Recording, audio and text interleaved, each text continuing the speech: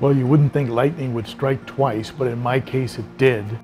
And now I've got two aquariums with these braces on them, two of them, and I'll show you in detail what happened here.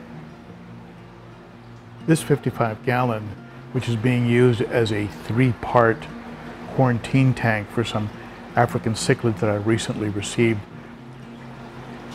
actually separated right here, right where this section meets at the front.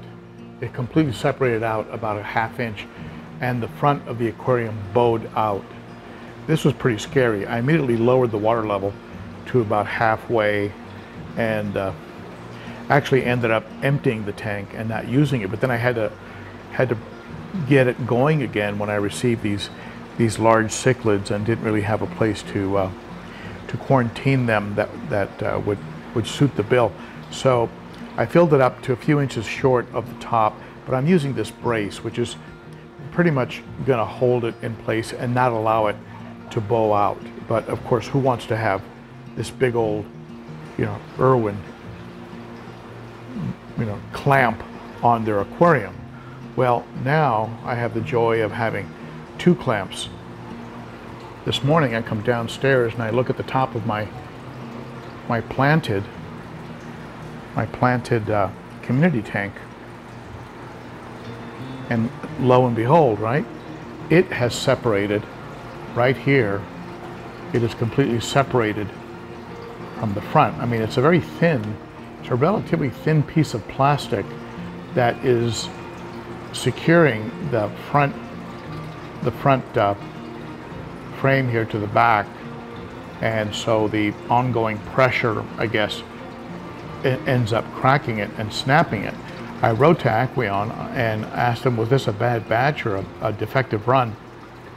They were real good with me on refunding the money for the first one, but I really was hoping the second one would last a bit longer.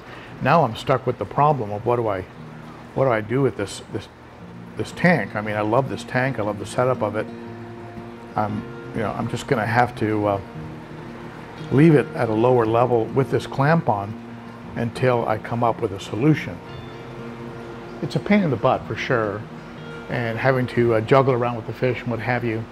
I am in touch with my friends over at Glass Cages, and they're building a couple of 55-gallon aquariums for me, and I'm sure those things are going to be battleships. I'm not going to have these kinds of issues.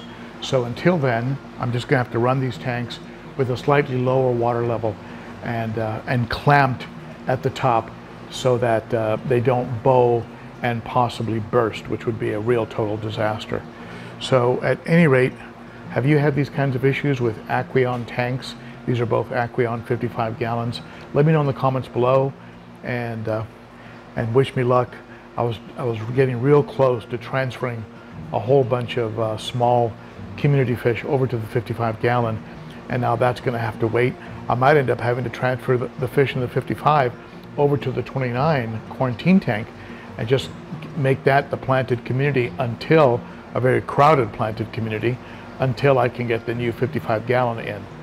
The first tank that busted isn't going to be an issue, since these fish are in a very short amount of time going to be going into that 300 gallon. So they're ready to be moved.